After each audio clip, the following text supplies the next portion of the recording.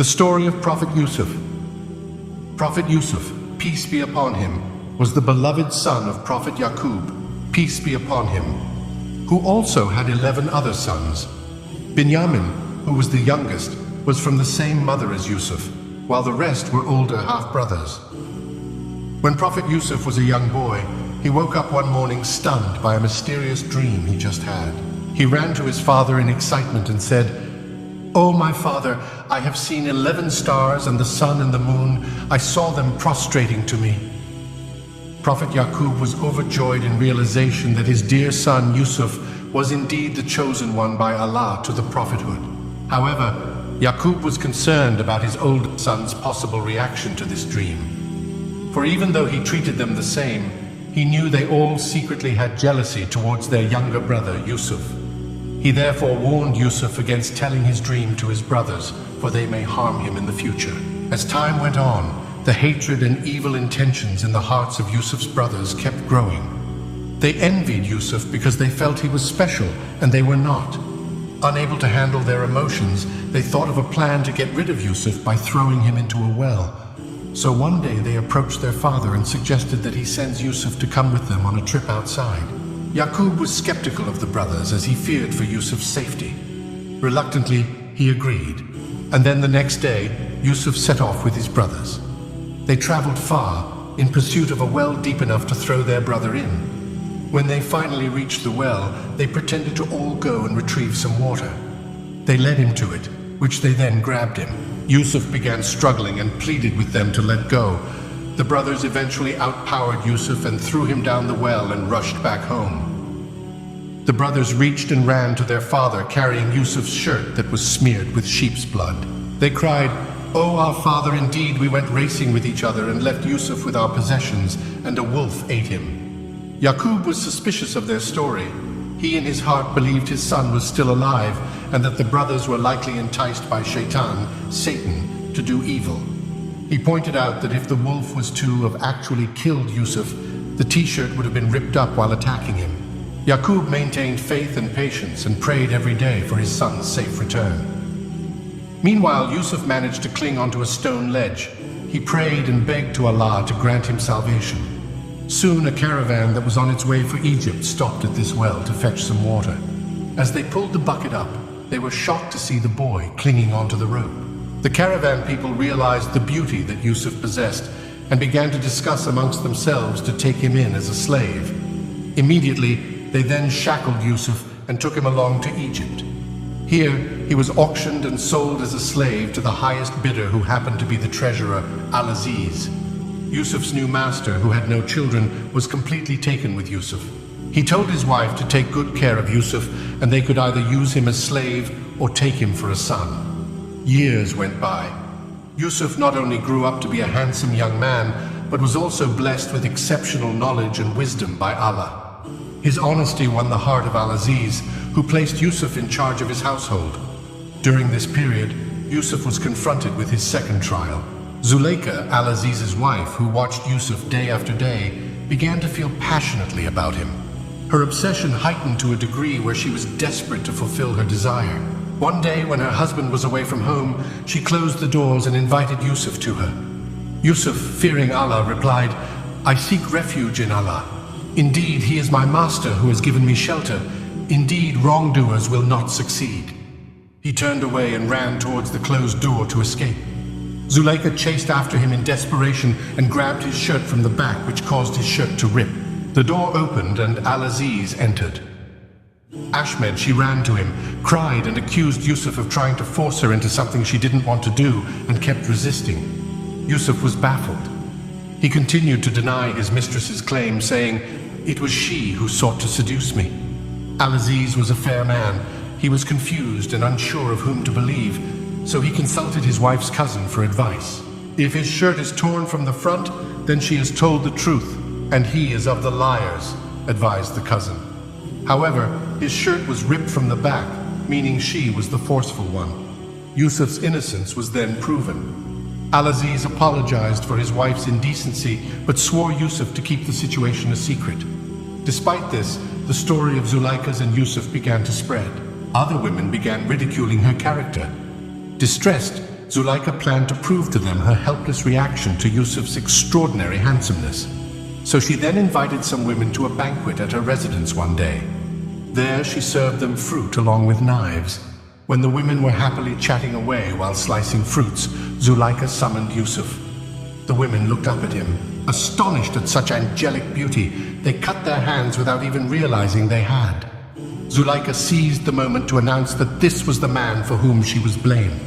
She then warned Yousuf that if he denied her again, he would be imprisoned, to which Yousuf replied, "My lord, prison is more to my liking than that to which they invite me."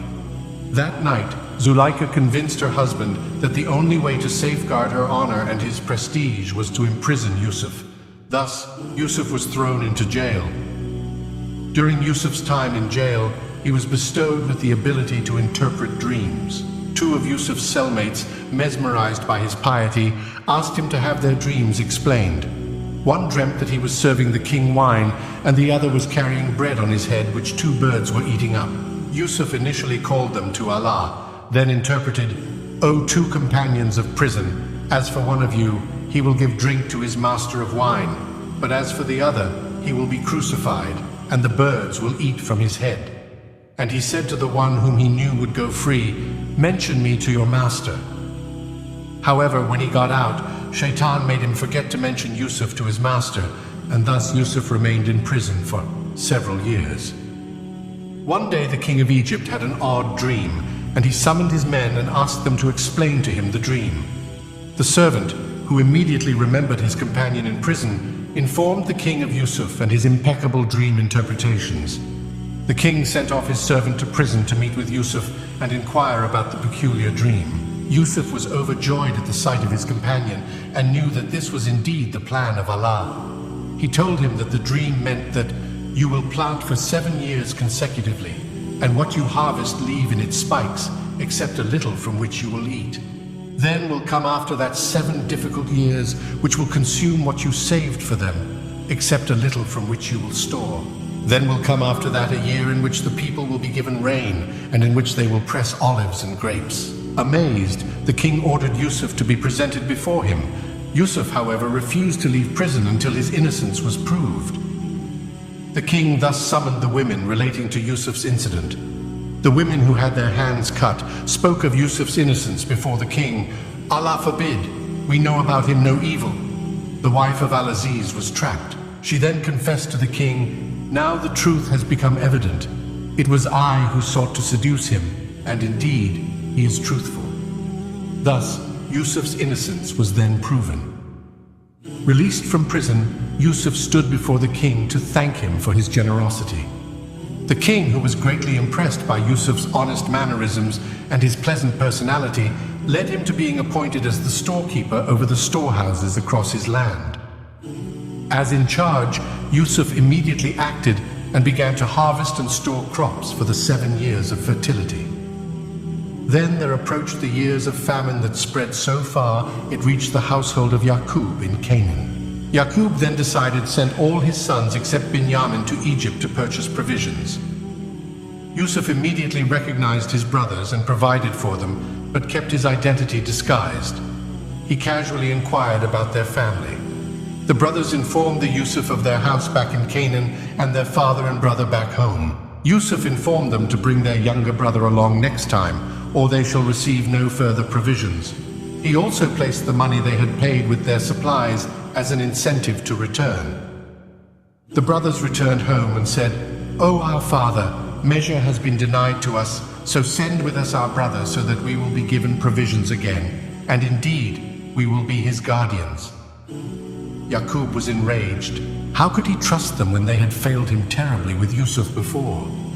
After some time, however, their needs pressed Yaqub to send Binyamin with them for more provisions and took their oath to safeguard him. When they reached Egypt, Yousuf drew Binyamin aside and whispered into his ear, "Indeed, I am your brother, so do not despair over what they used to do to me." Yousuf filled his brother's bags with grain. He then secretly planted the king's golden bowl in Binyamin's bag.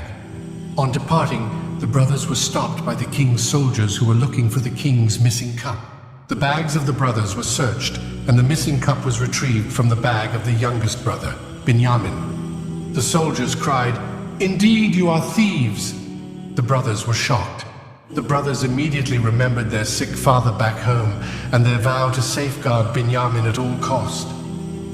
They begged the soldiers to release their younger brother and take one of them instead, but the soldiers refused. The eldest among the brothers said, "I will not leave this land until my father permits me or Allah decides for me." So the rest of the brothers left Egypt, leaving the eldest behind. When Yaqub learnt of his youngest son's predicament, he wept and wept until he became blind. He resorted to prayer for comfort, for he knew that only Allah could ease his pain. Soon, he instructed his sons to return to the king's land and inquire about their brother. The sons returned to Egypt once again. They met with Yousuf and pleaded that tragedy had befallen them.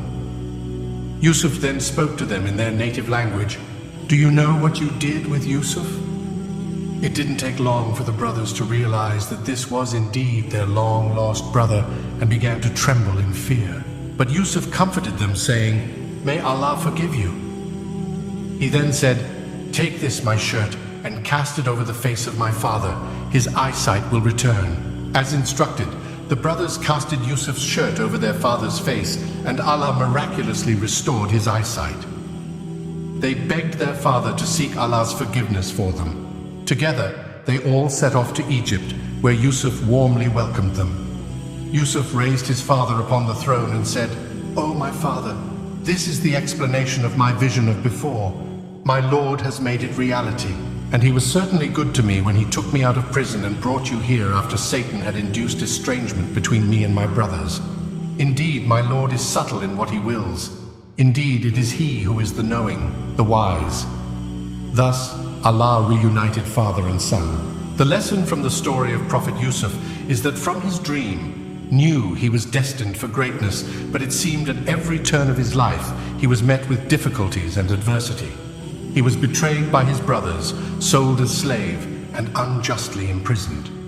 Yousuf could have chosen to be bitter and question Allah by saying, "I thought you had ordained for me greatness." He could have easily complained and asked, "Why do these things keep happening to me?" But he knew better. He knew Allah had a plan for him, and he had to just keep faith. Yousuf knew by just focusing on being the best he could, treating people right and with respect, doing more than what was requested, that Allah would take care of him. That is end of the video. If made it to the end, I appreciate your support and glad you enjoyed. Why don't you drop a like and subscribe for more? Until next time, inshallah, may Allah